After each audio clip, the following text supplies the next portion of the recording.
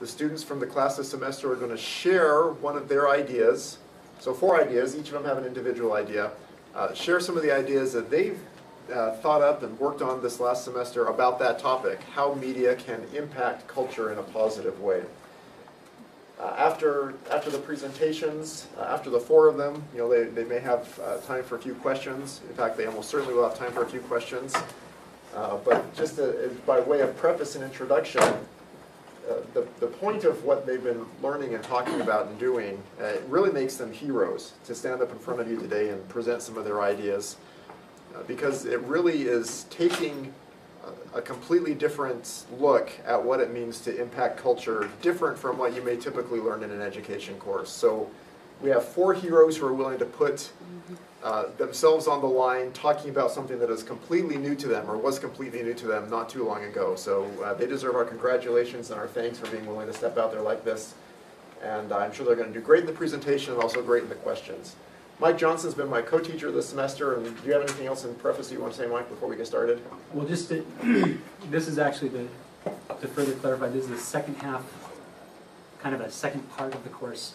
Previous semester, and in one case a year ago, we spent a lot of time discussing principles and things like this. This has been more of a practicum this semester. So this is the kind of the result of where we've gotten so far in a 1 credit hour class. So remember that, and then you can completely remember. So we'll turn it over to the students and take it away. Our first student is Jay Bostwick, and he couldn't be here. He's away at a conference, so he's created a video presenting his idea, and we'll just let Jay's video speak for itself from there.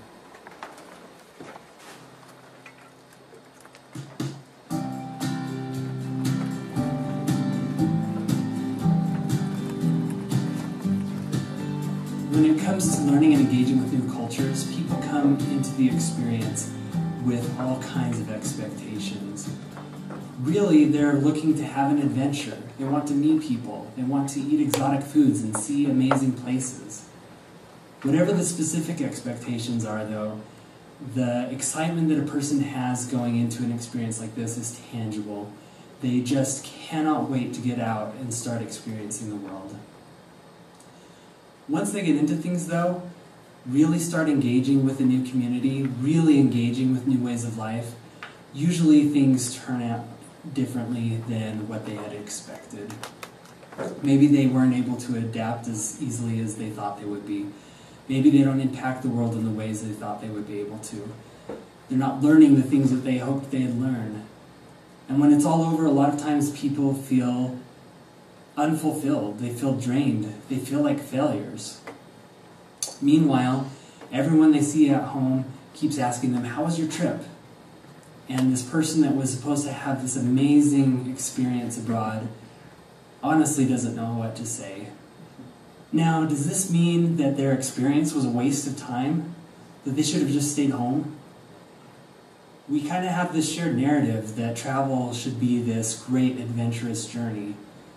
And when we measure our real-life experience against that ideal, more often than not, our experiences fall short. But I want to tell a story, write a screenplay that presents a different possibility, that helps us to have the right expectations of cross-cultural interactions, that helps us see the value in learning experiences that don't necessarily have a set resolution. I want to tell a story about going out into the world and finding yourself collecting questions rather than answers, even becoming uncertain about things you thought you already knew. The story I want to tell is about Ben, a young, unpublished writer.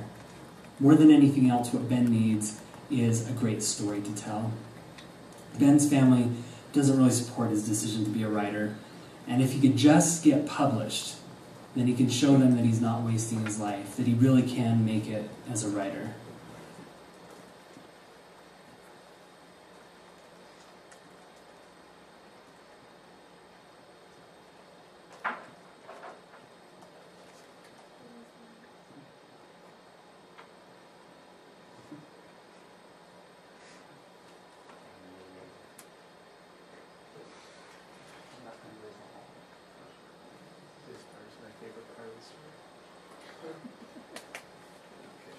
saying is really fascinating. Improvise there. So,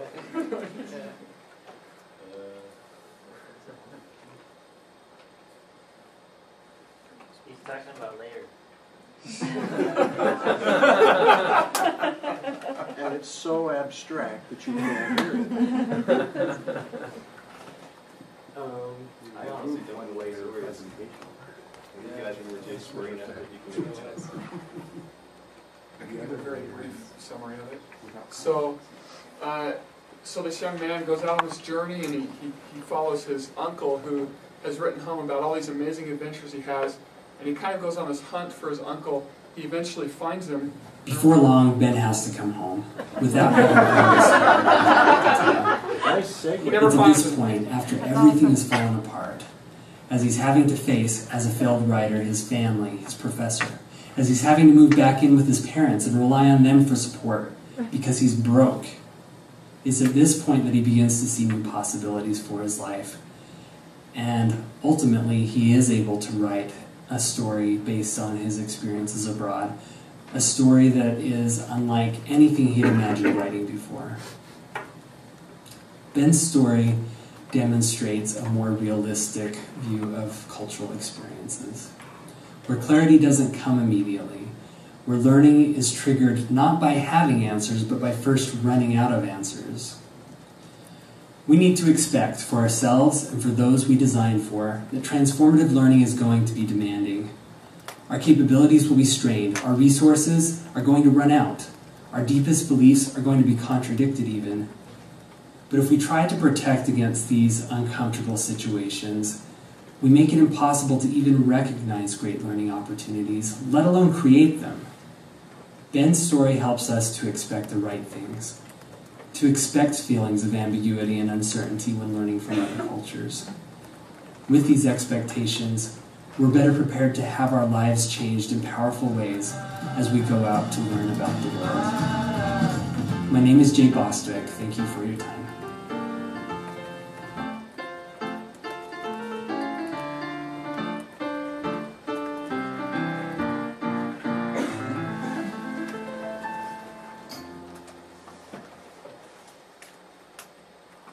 Yay. Okay. Well, as I sit here, I realize I don't know too many of you. My name is Rob Stevenson, and I'm a master's student in the IP&T program. And you know, as I look out here, I do know some of you, and many of us have lots of wonderful aspirations. We want to make a huge difference in our lives, in the lives of others, and I want you to kind of self-reflect on those. The questions I'll ask will be rhetorical, so you don't necessarily need to raise your hand and answer them right now. But what are some of those things that you really desire, the things that you really intend on making a large difference in? And how far are you willing to go to actually accomplish those things? What kind of journey is going to be required of you to accomplish your ideals? This is a picture of Market Garden, Operation Market Garden in World War II. My great-grandfather was a pilot in that. What were the ideals that they were fighting for here? What were some of those, how far were they willing to go? Particularly this guy, whose engine seems to be burning out at the bottom here. How far was he willing to go to pursue his ideals? And we need to consider that as we go about our journey. I want to introduce you to Jim. Jim is the main character in the book I'm writing. And as we talk about Jim today, I want you to reflect, how does this relate to some of the main principles that he has to go through, perhaps in a narrative, to the things that we have to go through as learners, as students, as professors, just in our daily lives to accomplish greatness. Jim grew up in an upper level family where they had some money, and he had a lot of things given to him, perhaps lots of privileges like many of us possibly enjoyed as we grew up. And his parents started to notice some problems with that. He started taking the freedoms that he had for granted. He started just assuming things would be handed to him on a silver platter and they would come easily. And so his parents planned a summer vacation unlike any other.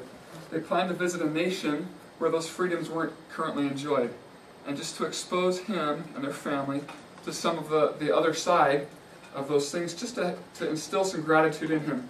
So they go on this trip, and it has the impact they want, and as they return home, it not only had the impact of helping Jim to be grateful, but it helped instill in him a desire to help those people he saw gain the same freedoms he did.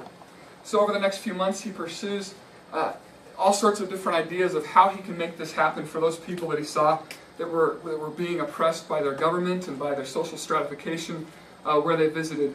And he eventually comes across a special operations unit that is being created by the government here to go in, infiltrate their social structure, and start to turn it inside out to start making some of the social changes necessary to help them have the freedoms that he enjoyed. So, being right up exactly in line with the ideals that he wanted to pursue, he enlists. He's given an official certification here, and kind of like in our lives, as much as we'd like to not need a certification to accomplish great things, often they're required. Professors have to have PhDs, military has to have rankings, missionaries have to have name tags to be authenticated. And so he receives that, and he enters his training and starts to be challenged. He learns all sorts of tactical skills both in war, in government, in social culture, and he starts to pursue and understand what he's going to do exactly as he gets to go on his mission. They challenge him, they continually remind him of the vision of this purpose behind it, that they're there to help these people, and they challenge him with different trials, and eventually the day comes when he's ready to enter his battle. He's ready to go out into the real field. And very quickly, he realizes, perhaps like a missionary feels as they leave the MTC, going to the field, he gets the nerves. He gets planted in this battlefield and starts to realize that the sterile environment that he's been trained in isn't the environment he's all of a sudden in. The different things that he's been trained to do are not happening or playing out like he anticipated. And he realizes that the training he received was okay, but it wasn't super practical. And his world gets turned upside down. His unit, the Special Operations Unit, is seen as an enemy, and they're attacked and they're disbanded. And the people, he starts to realize that the people that he's there to serve actually hate him. Perhaps like a math teacher with a reputation at a high school for being difficult. The people that he's there to serve don't like him. And so, as he serves, he starts returning hate for hate. People do mean things to him, so he returns the mean things. And it comes to a time when Jim needs to realize, is he going to hate back? Or is he going to learn to love that which doesn't return love? And I think all of us face that sometimes in our pursuit of education. We need to learn to love those things which may not love in return. These are my two little boys. We were at the dinner table not too long ago, eating some broccoli as part of the balanced diet. And while this is staged, this is pretty much the reaction that we got from them. And we could have let this go on, and we could have let them continue to hate broccoli, much like some students that start to hate learning, start hating, and they turn hate for hate and all that stuff. And my wife turned it on its side and said, hey, you know, this is going to make you strong. This is going to make you help you accomplish your goals. And even more so, she said, these are cool little trees you get to eat. And as that was mentioned, desires and perspectives of broccoli changed, and triumph ensued. And you know, while this is just an example, of course, and my little 2-year-old doesn't always just jump right into eating broccoli, just like a student may not jump right into the topic we have presented for them. We need to always remember, we're gonna have trials as we learn. Jim faced all sorts of stuff in the story that I tell, and he overcame. And I'm not going to tell you how he overcame today, but we all have our dreams. We all have things that we really want to make an impact on in our lives, and those impacts will only happen as we pursue the little choices that we have to make. In our recent general conference, Elder Cook said this. He said, "The refiner's fire is real, and qualities of character and righteousness that are forged in the furnace of affliction perfect and purify us." And then he went on to quote someone that had an impact on me. He quoted Ella Wheeler Wilcox. And she said, "There is no chance, no fate, no destiny that can circumvent or hinder or control the firm resolve of a determined soul." And so today is the day that we pursue our dreams. There's never going to be adequate time to do our best work. We just need to make time for it. Thank you.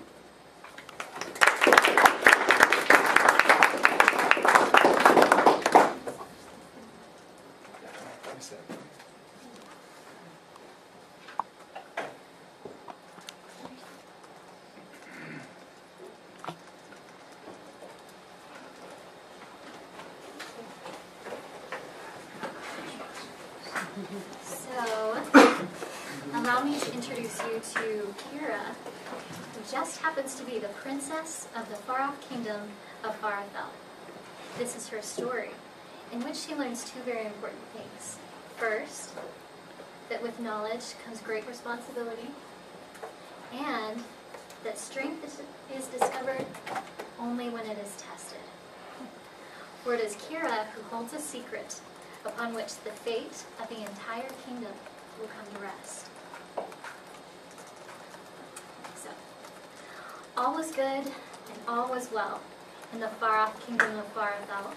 The kingdom was prosperous, powerful enough to ward off enemies and to protect surrounding regions. The peasants were peaceful, except for occasional squabblings in the market. Even the royals rarely fought amongst themselves. Houses lay in neat rows. Even farmlands were well organized. Subjects knew their duties and performed them without question. Farafelian families were a marvel. All the men were strong, all the women were beautiful, and by all measures, all the children were above average. Children went to school where everyone learned.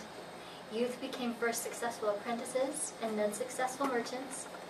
Elders imparted their wisdom to younger generations, and healers warded off illness when they could.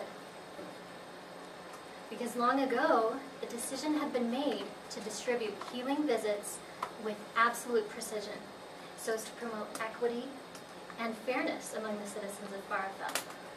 Each family received exactly one visit per year. If illness crept into the house in between times, the family either cured it themselves or lost a loved one. Such was simply the way of things in far-off Farafel. However, such systems as these prove their worth only when challenged. And such challenges inevitably come, often through exceptions to long-standing rules. Such was also the state of affairs in Farafel when unknown diseases began creeping across their borders in greater and greater numbers. To bring about a cure, Kira must finally reveal her long-kept secret. However, even this is not enough to bring about a change in the healing system, despite its powerlessness to save a rapidly decreasing population. Because the king is loath to alter the system that has kept he and his family safe for centuries, until it fails him too. The king must then ask himself the oft-unanswered question: when does the cost of inaction outweigh the price of change?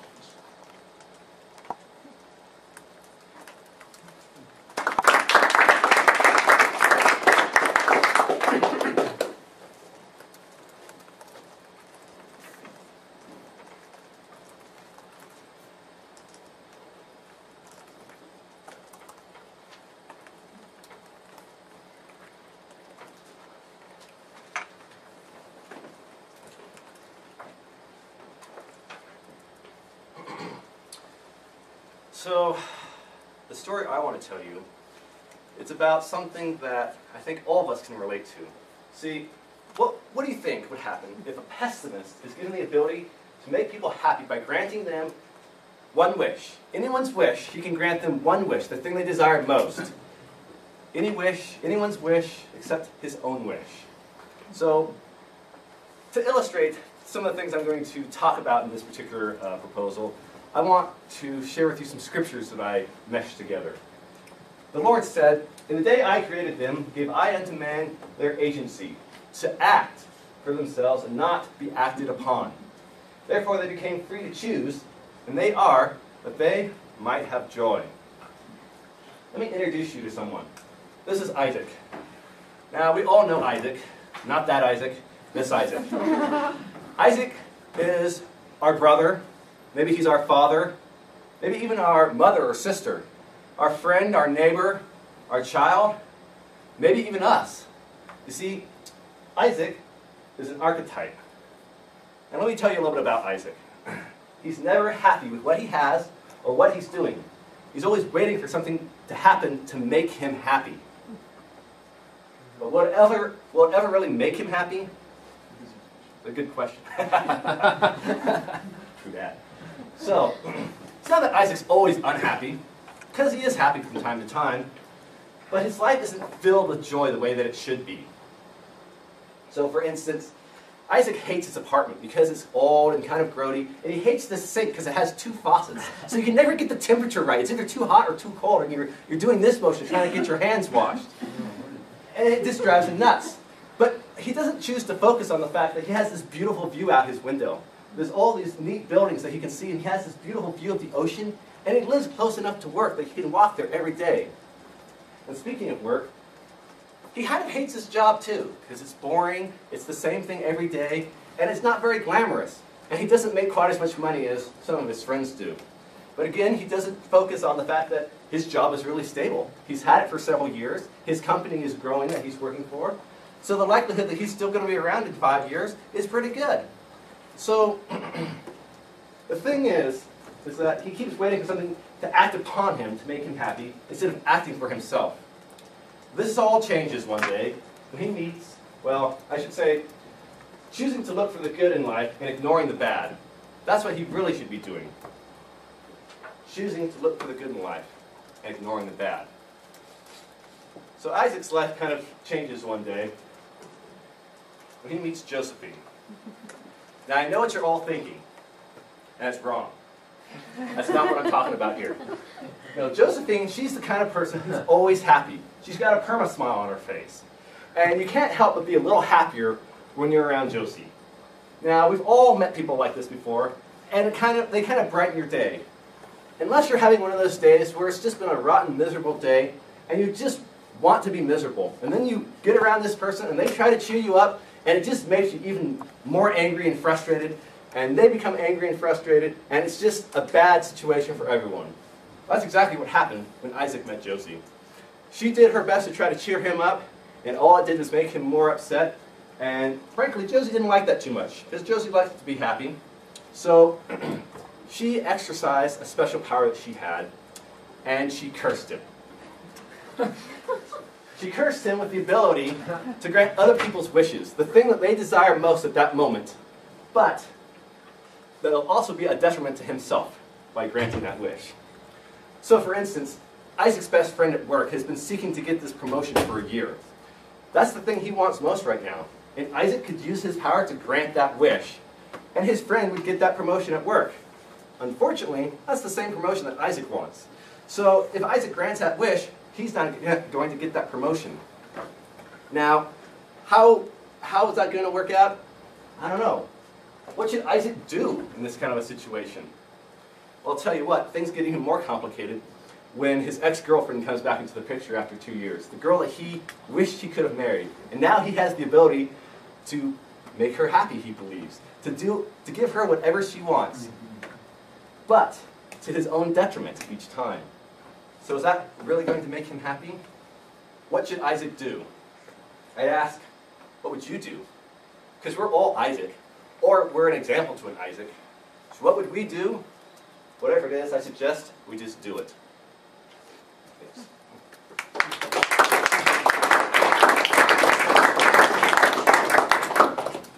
Okay, so those are the 4 presentations. We have about 20 minutes left.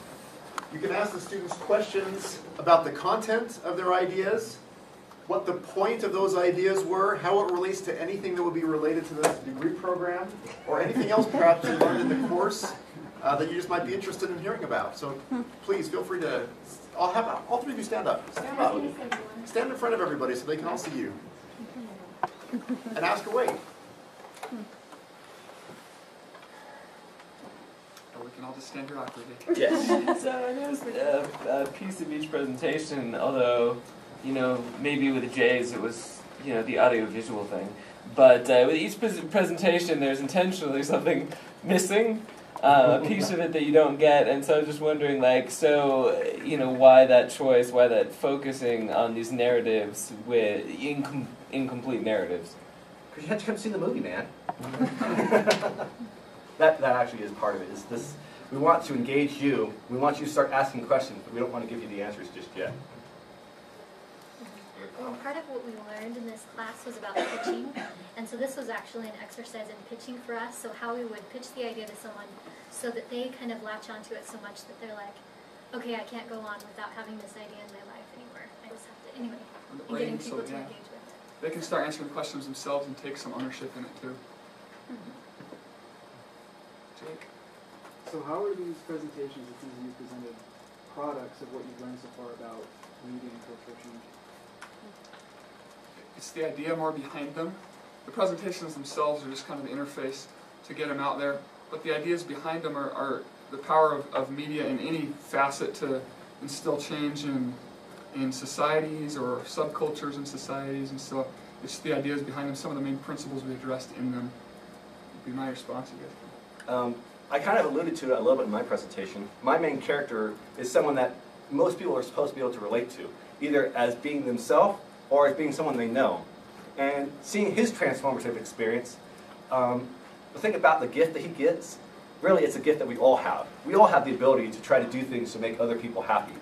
And so it's just an exaggerated ability that we all can exercise in our own lives. I have a question. In all of your presentations, what came first, the message or the media? The idea, or you saw something that invoked in you some sort of feeling and got interested? For me, it was the message. We worked on these messages for a little while first before we even knew we were pitching them here, so. Yeah, shock and awe. What?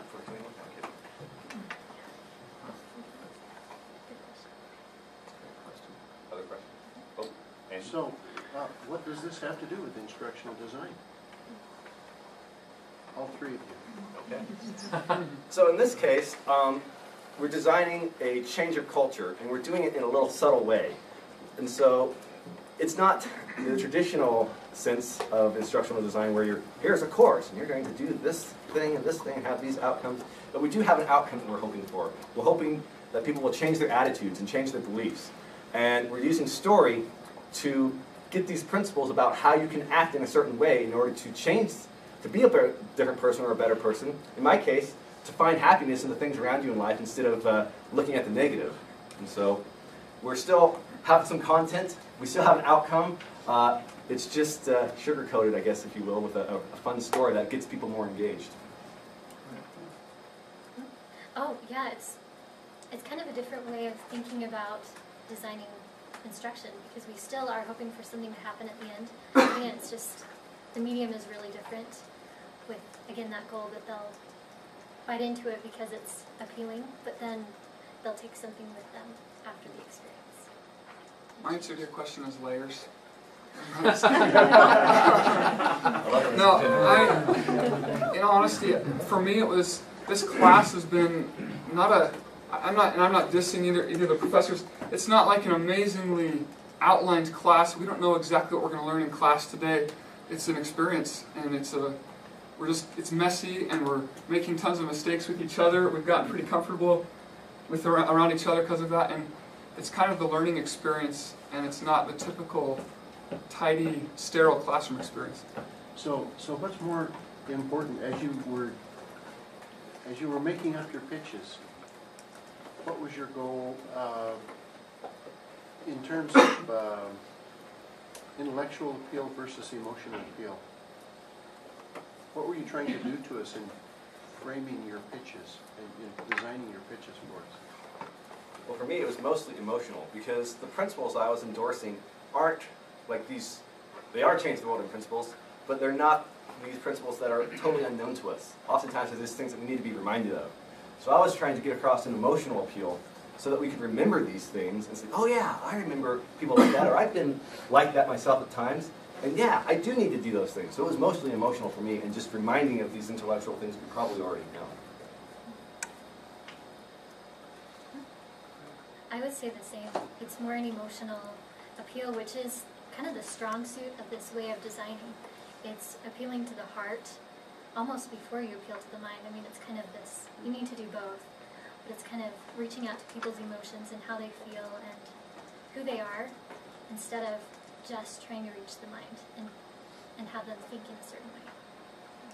So it's more transformative, I think. So Rob, what is the role of emotion in learning? It's huge. I don't have any amazing quotes or anything to give, but if you can connect with the student on an emotional level, they'll be more willing to invest on an intellectual level. And if they feel like you understand them as a person and not just them up here, from my experience, they'll be more willing to give you a lot more effort up here. Dr. Danchuk, do you have a question? Well, yeah, actually I had a couple observations, but I wanted to ask a question too. So I can be quick with my observations, but so do you think you could say a little bit more about some of the theorizing that went on for you guys behind the scenes as you were thinking about how do I want to get this message out? What is this going to be all about? How am I going to present this? Or what animated this way of thinking about a learning implication? So for me, I guess the way I found the message I wanted to share was we all tried to think about things that were important to us. And as we did that, then we kind of started to narrow down. And so this was something that I was noticing in other people's lives around me, and even sometimes in my own life. And I thought, this is something I want to do better at, and this is something that my friends need to do better at because they're driving me nuts. And so that's something I knew I wanted to do. And so preparing for this particular pitch, I said, who's the audience? Who am I pitching this to? And so knowing who all is going to be here, and the things that we share culturally were things that I could put into my pitch. That's why I was able to share 3 or 4 scriptures. I knew I had to be careful on what pictures I found. Because if there's someone who's got a coffee cup, you're not going to relate to them the same way as if they were dressed in a different way or looked a certain way. So that was part of how it came in for me. We were instructed with given some tools to build off of, particularly that we were invited to build on intellectual appeal, emotional appeal, and what was the last one? There's 3 or 4. Anyway, we're trying to appeal to different aspects throughout our presentations, and so I just thought, what's the purpose of my presentation? And I just kind of took the premise that all of us have greatness in it, and I always find myself so busy that I don't ever pursue 1 or 2 things and make it great. I try to spread myself too thin, and so I thought that's what I'll appeal to, everyone's desire to be great. We just often don't take the time to do it. So does Samuel want to add anything? Because I'm going to follow up with you guys, but go ahead. No, you don't have to, I don't care. Okay. So, I'll okay, pass. so but Make her, if you give her a choice, she won't do it. So, like they said, the first part of the class was really interesting because they had us kind of go digging inside of ourselves and find things, not just surface things that were important to us, but like what is kind of at the core of you that you want to express in this way, which was kind of a hard process. Not necessarily fun facing yourself in that very raw way, but that's how we got to where we are, and so I'm grateful for that. So let me follow up by following up with Dan. So you are, part of your message is about agency and about how you're going to make decisions, how you're going to treat people, and be involved with others in terms of like your attitude and so on.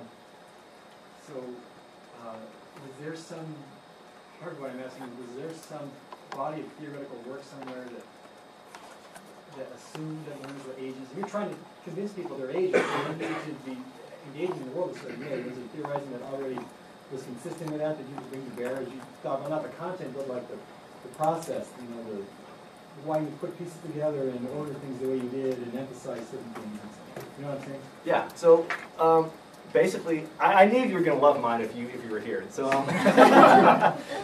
really, it's just my understanding of the scriptures is what it was. It's just this fact that we, from things I've read in the church about our ability to act and not simply to be acted upon, and by having the ability to act, we need to make choices. And those choices sometimes are not as obvious to us, I think, as they could be.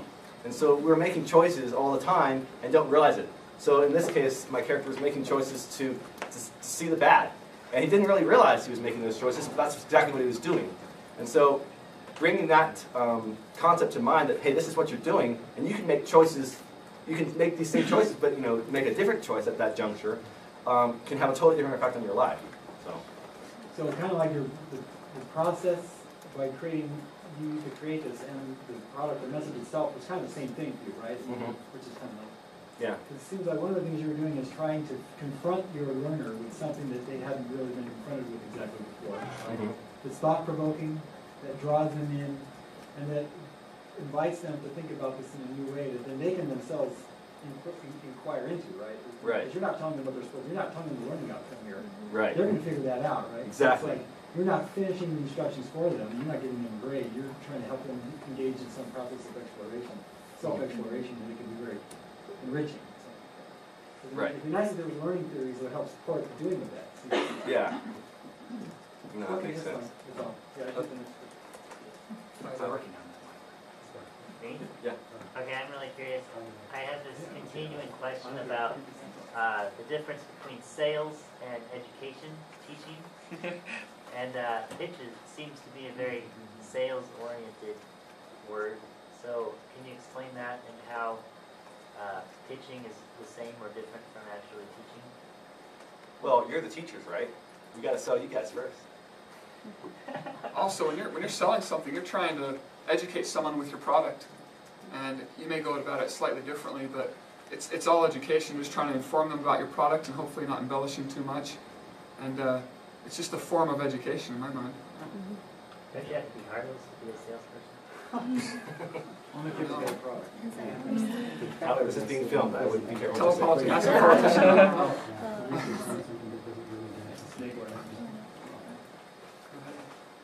Well, I mean, you shared principles that are really important to you personally. I'm just kind of curious, like, after this class, what specific cultures would you change with this principle or others?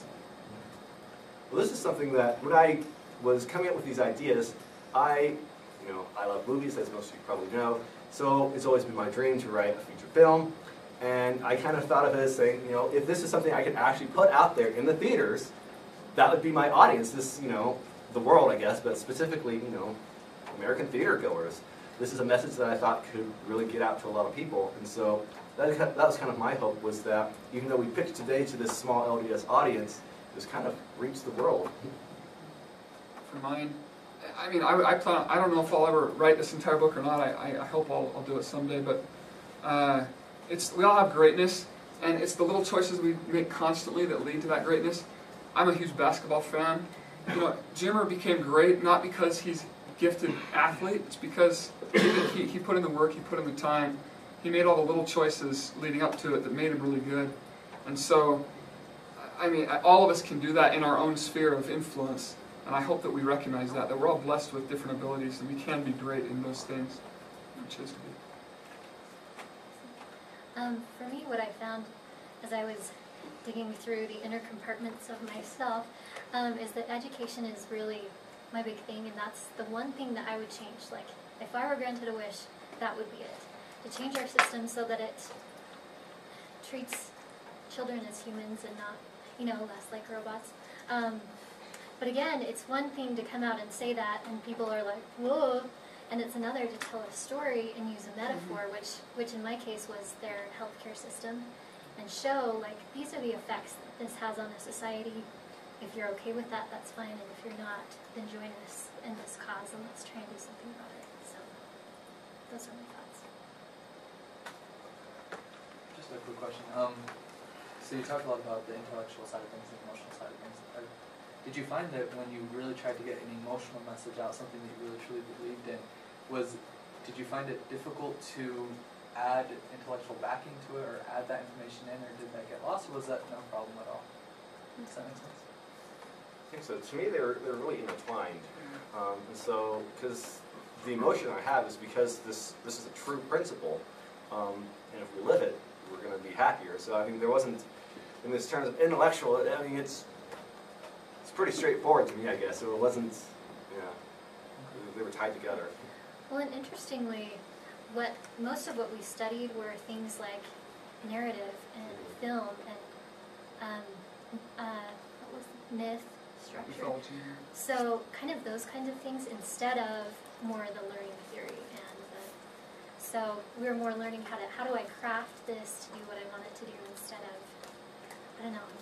So the intellectual piece of it was very different than a lot of the things that we do in instructional design. So it's interesting. There's time for one more question. Sean? Seems like making a good story, making a good pitch, crafting a good story, there's two parts. There's what goes into the story, but maybe just as importantly, what doesn't go in this story? Do you have examples of things that you were thinking about including in your stories, but decided not to, and why? Well, I don't have an example of something specific I didn't include in my story, but I can tell you that I was trying to write the end from the beginning, because I needed to understand how it ended in order to understand how everything needed to be set up. So I knew I wanted a character who could grant some wishes, but I really didn't have any rules for how that would happen. And so I threw around some different ways that he could do it, different ways it would work. And once I finally figured out how it needed to end, then I said, okay, well, if it's going to end like this, I have to set this rule, and I can't do this and this. Otherwise, he could fix the situation too easily. And so once that came into play, then I could go backwards and say, well, then this kind of a situation would work, and this would work, and this would show this and that, and so. Just to comment about what Pam said is, if we have a metaphor, which most of our stories pretty much are, we try to stick to the metaphor and not get too explicit with the message it's giving, to allow the reader to really interpret that on their own and find out about it. And so that's what I consciously left out a little bit in my story or in my book, is I'm not saying explicitly what I hope you learn. I hope you come to a conclusion yourself. And I'm trying to think, mine actually went through like several iterations because it would start going down a certain way and I was like, oh, that's not what I want. And I kept trying to attack it, again, from the point of the education system and just talking about that, and it totally wasn't working for me. And finally, when I decided to make that instead a metaphor, was when things finally clicked and started to work and have the meaning that I was hoping for. So I hope you see why I called these students heroes. One, because they were willing to show off really a class project in a very public way, which I think deserves a lot of respect and admiration, and also that they're willing to stand up and answer questions in front of an audience on something that they've spent 2 semesters learning about. So in both senses, I think this is absolutely a heroic effort, and we thank them all very much. Thank you for your attendance.